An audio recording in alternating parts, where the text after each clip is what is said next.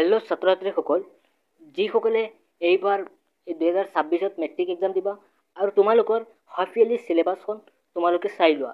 এই চিলেবাছখন চালে তোমালোকে পৰীক্ষাত তোমালোকে ভাল নম্বৰ আনিব পাৰিবা আৰু চিলেবাছ চোৱাটো তোমালোকৰ জৰুৰী। এইটো চাই লোৱা, চিলেবাছ মতে তোমালোকে যদি পঢ়ি লোৱা তেনেহ'লে তোমালোকে ভাল এটা নম্বৰ পাবা আৰু তোমালোকে এই চিলেবাছখন চাই লোৱা। এইখন হৈছে এছামিজ চিলেবাছ। তো ছাত্ৰ ছাত্ৰীসকল, তোমালোকে এইখন চাই লোৱা। তোমালোকৰ আছে ক্লাছ 10 ফুল মাৰ্কছ 100, টাইম থাকিব 3 ঘণ্টা আৰু 5 মাৰ্কছ থাকিব 30। তোমালোকৰ হাফ ইয়াৰলি চিলেবাছখন চাই লোৱা। তোমালোকৰ হাফ ইয়াৰলিত আছে উদ্যোগী হও আহা আৰু ভাৰতীয় সংস্কৃতি। এই দুটা পাঠ তোমালোকৰ হাফ ইয়াৰলিত আহিব। আৰু অসমৰ জনগোষ্ঠী গাঁথনি আৰু সংস্কৃতি এইটো হাফ ইয়াৰলিত নাহে, তোমালোকৰ ফাইনেল এক্সামত আহিব। পিছত তোমালোকৰ 2 নম্বৰ আছে ইণ্টাৰনেটৰ তিতামিতা এটা পাঠ আৰু এটা আছে তোমালোকৰ অৰণ্যমা সিংহা। এই দুটা তোমালোকৰ হাফ ইয়াৰলিত আহিব।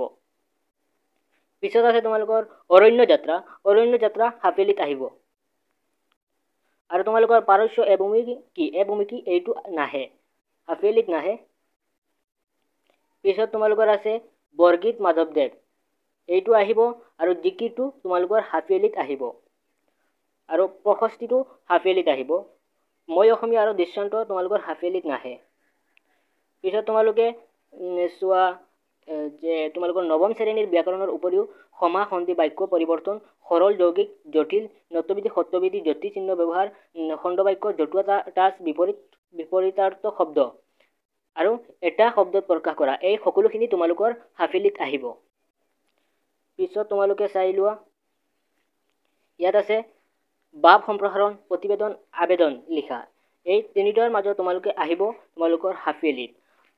আৰু ইয়াতে ক্লিয়াৰভাৱে দেখা নাযায়, তোমালোকক মই কৈছোঁ।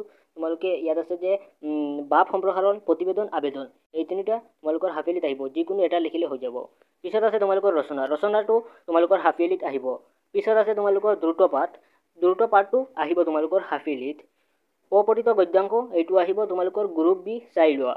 তোমালোকে বিষাদ যোগ হাফ ইয়াৰলিত নাহে। প্ৰাচীন ভাৰতীয় শিক্ষা এইটো তোমালোকৰ হাফ ইয়াৰলিত আহিব। কানাইৰ চাতুৰী পদ্যাংশৰ কানাই চাতুৰী এইটো নাহে। দৰজাদু দৰবাই এইটো হাফ ইয়াৰলিত আহিব। 12 নম্বৰ হৈছে নৱম শ্ৰেণীৰ ব্যাকৰণৰ উপৰিও মূল বাক্যৰ শুধৰণি, উপসৰ্গ, অনুসৰ্গ, সমাৰ্থক শব্দ, পুৰণি শব্দৰ আধুনিক ৰূপ, আৰু এইখিনি তোমালোকৰ হাফ ইয়াৰলিত আহিব। আৰু তোমালোকৰ ছন্দটো নাহে, 13 নম্বৰ ছন্দটো নাহে, এইটো ফাইনেলত আহিব।